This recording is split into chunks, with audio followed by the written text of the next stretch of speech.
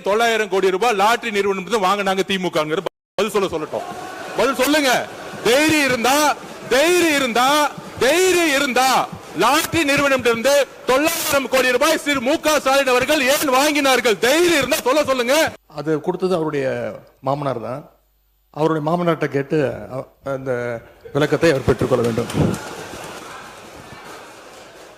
அது அவரும் உங்க அப்பாவுக்கு மட்டும்தான் தெரியும். உங்க அப்பா கிட்ட தான் கேட்கணும். வாங்கியிருக்கு வாங்கியிருக்கிறது. திமுகவுடைய பாராளுமன்ற உறுப்பினர் ஜெகத் ரட்சகன் சாராய ஆலையை நடத்துகிறாரா இல்லையா?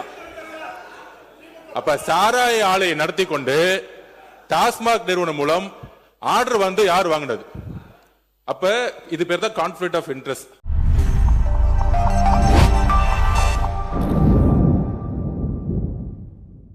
மாண்புமிகு பேரவைத் தலைவர் அவர்களே, டாஸ்மாகில் சென்ற ஆட்சி காலத்தில் ஊழலை குறைத்ததால் வருமானம் அதிகரித்தது என்று மாண்புமிகு அமைச்சர் குறிப்பிட்டார். உடனே நீங்கள் மற்ற திமுக சார்ந்த உறுப்பினர்கள் எல்லாம் ஆதாரம் இருக்கிறதா என்று கேட்டார்கள். அமலாக்கத்துறை என்ஃபோர்ஸ்மெண்ட் டைரக்டரேட் ஒரு நீண்ட நெடிய விவரமான ஆதாரத்துடன் ஒரு அறிக்கையை எந்தெந்த விதத்தில் யார் அந்த டாஸ்மாக் துறையில் யாரெல்லாம் அந்த பார்ட்டி ஃபண்ட் என்று வாங்கி இருக்கிறார்கள் என்று ஆதாரத்துடன் அமலாக்கத்துறை சென்ற ஆட்சி காலத்தில் இந்த அரசுக்கு சமர்ப்பித்தது. ஆனால் அந்த அரசு உரிய நேரத்தில் எஃப்ஐஆர் செய்யப்படவில்லை, எஃப்ஐஆர் பதிவு பண்ணவில்லை. அதை எதிர்த்து அப்பீல் தான் பண்ணியிருக்காங்க. அதனால அவங்க ஆட்சி காலத்திலேயே அதற்கான போதிய ஆதாரங்களும் இருக்கிறது. கண்டிப்பாக இதை எந்த ஆட்சி யார் வந்தாலும் அந்த ஆதாரங்களை எடுக்கவே முடியாது, அளிக்கவும் முடியாது. கண்டிப்பாக இருக்கிறது. அந்த ஆதாரம் பிளஸ் அந்த மக்களே சாட்சி. நன்றி. மாண்புமிகு உறுப்பினர் கணேஷ்குமார் சீக்கிரமா முடிச்சிருங்க. மாண்புமிகு பேரவைத் தலைவர்களே, நான் இன்னும் பேசவே ஆரம்பிக்கல. மானிய கோரிக்கை உள்ளே நான் போல இன்னும் இல்ல. மாண்புமிகு பேரவைத் தலைவர்களே, ஆதாரம் கேட்கிறாங்க. இது எல்லோருக்கும் தெரிஞ்சதுதான். மது விலக்கு கொள்கைங்கிறது எங்களுடைய கொள்கை. போதையில்லா தமிழகம் எங்களுடைய கொள்கை. ஆட்சிக்கு வந்த பின்போ ஆட்சிக்கு வருவதற்கு முன்போ இங்க இருக்கக்கூடிய சட்டமன்ற உறுப்பினர்களும் சரி, இங்க இருக்கக்கூடிய அமைச்சர்களும் சரி, எந்த தொழில்களிலும் நாங்கள் ஈடுபட்டது கிடையாது. முக்கியமாக மதுவில். ஆட்சிக்கு வந்த பிறகு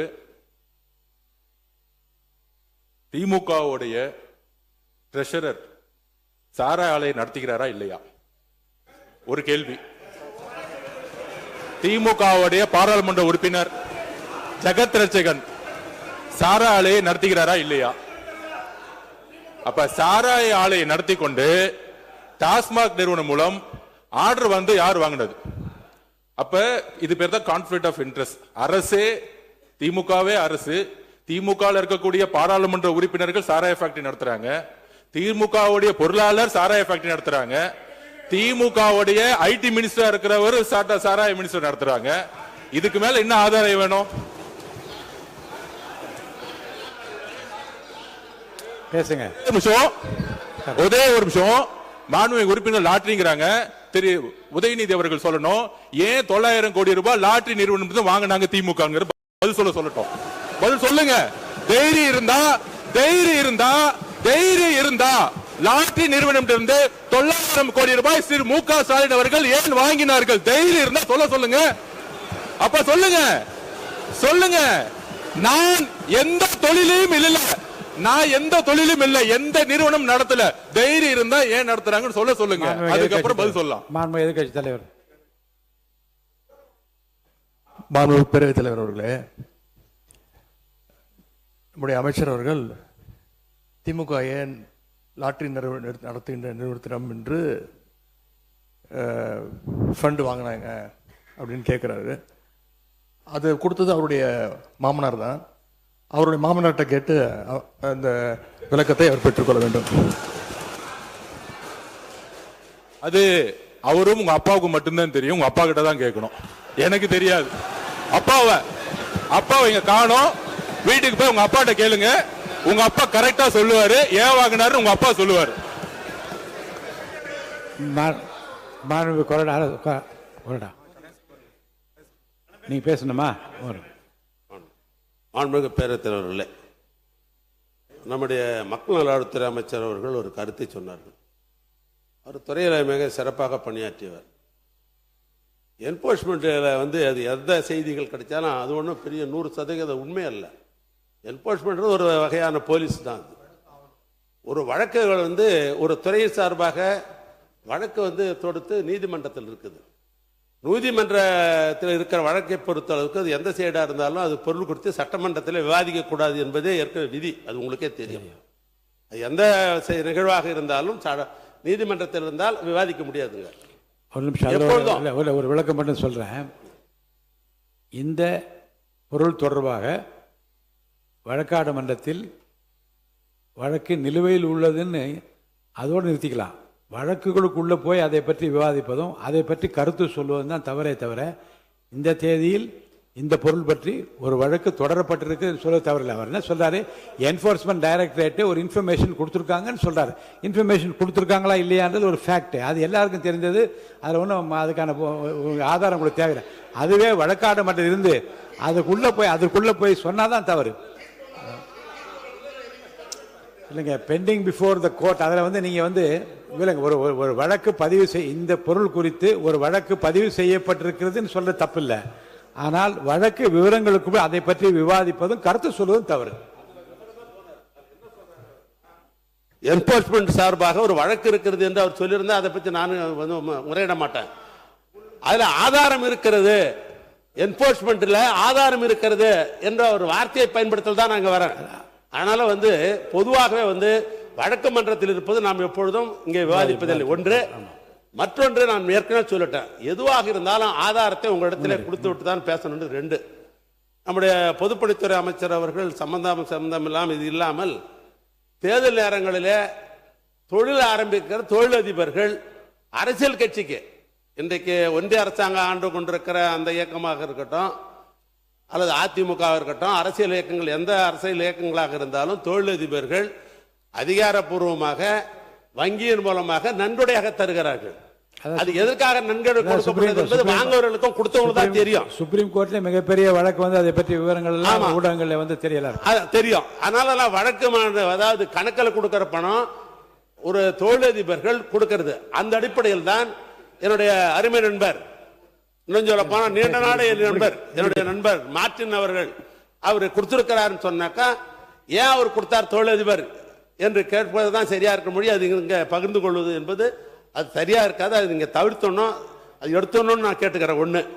இன்னொன்று, எங்கள் கட்சியை சேர்ந்த பொருளாளர் அவர்கள் சாராய தொழிற்சாலை நடத்துகிறார் என்று ஒரு கேள்வி கேட்கிறாங்க. அது நாம நேரடியாக போய் பொருளாதாரம் பண்ணிட முடியாது.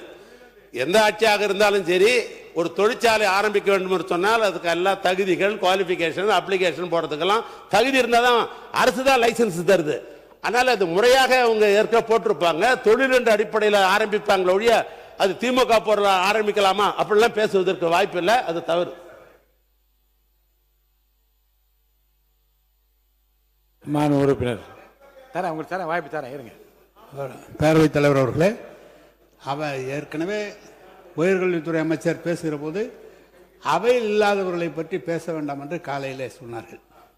இப்போது முன்னாள் முதலமைச்சர் அவர்களை பற்றி நேரம் அப்பாவை கேளுங்க, மாமாவை கேளுங்கலாம், எல்லாம் அவை குறிப்பிலேருந்து எடுங்க அப்படிலாம் கேட்கறது. அவை குறிப்பிலேருந்து எடுங்க. நீங்க பேசுங்க.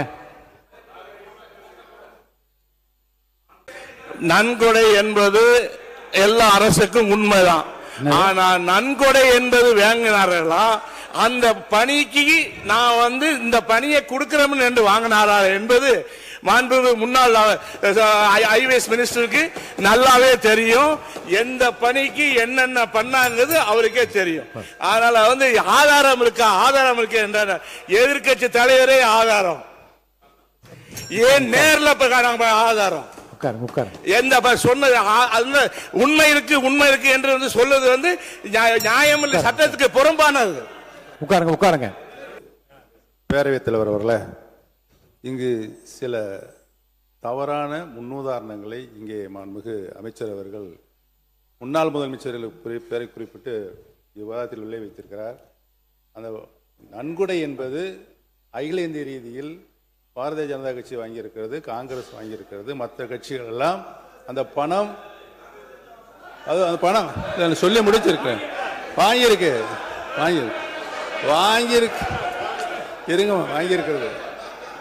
அந்த பணம் நன்கொடை கட்சியினுடைய இன்கம்